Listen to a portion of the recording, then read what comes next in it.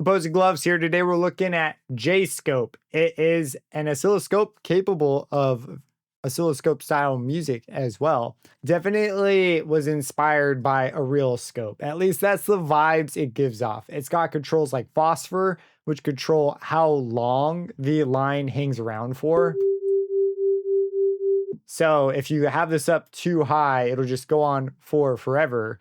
And it is capable of doing things like oscilloscope music. If you set it to left slash right, which will do the left and right deflection, allowing you to draw Lissajous curves, that is also what you need in order to do this. So this is a song by Jerobeam Fenderson, like the oscilloscope music guru. I'm not gonna play it. I just want to show you just real quick. It's capable of doing it. You're gonna want a low phosphor setting for this. Yeah, if you come over to the end. If you have the phosphor setting too high, it's all blurry. But yeah, so I'll cut the music out in editing, but it is capable of that. And then there is an interesting mode, a sum over difference, which is like a mid-side curve. So they also can produce Lissajous curves on an XY plot and act as a vector scope.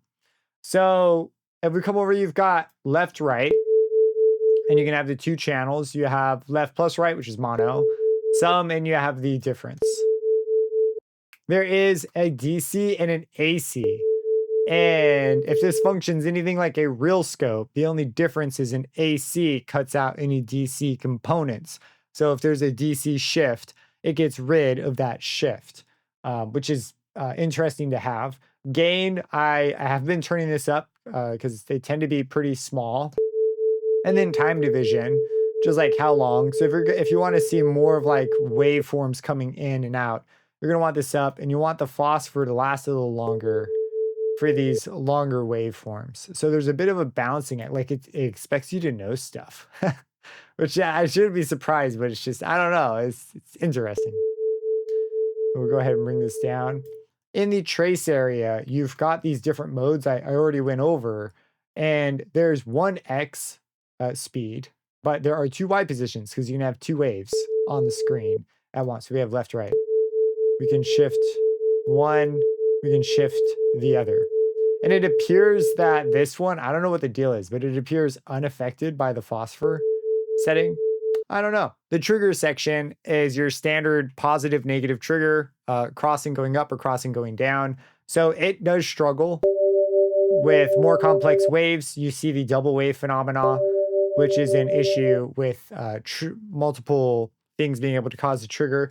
There is a delay option here, which can solve some niche cases. See, this one looks better because one of the harmonics is significantly softer, or just soft enough that it can trigger off of once per cycle.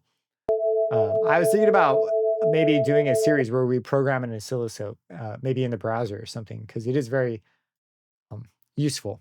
The one-shot mode is unpredictable in either of the vector scope modes. So you are expected to be in a standard mode. We'll go for left plus right. And if you turn on one shot, it is armed, and then it will toggle the freeze once it crosses, which could be pretty cool if you have a very big time base. And I'm not sure actually if it will expect the phosphor to be high for this. Yeah, it goes all the way across the screen and then it stops. Wow, that's really nice. So if you have something like, I don't know, like a drum loop or something coming in here, we'll go for a bass sound. What the heck? If you have something like this,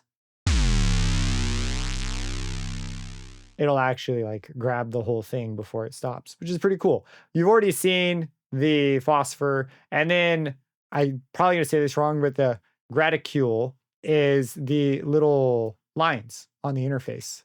And you even get like a readout and everything. So you can be pretty fancy with this. There is a linear style, a log style, and a polar style, which is, you're going to want to use this for when you're using one of the Lissajous modes. And you're probably going to want to shift it to be in the center, maybe gain it up a bit. But anyways, that's J-Scope. So if we go to their site, this is it. And this is the page, the whole page. And you can see the last time it was updated was 2025. So I have a feeling it's still being looked at, or at least they maintain and care about it. But it is only available as a 32-bit VST or a 64-bit VST. So just be aware of that.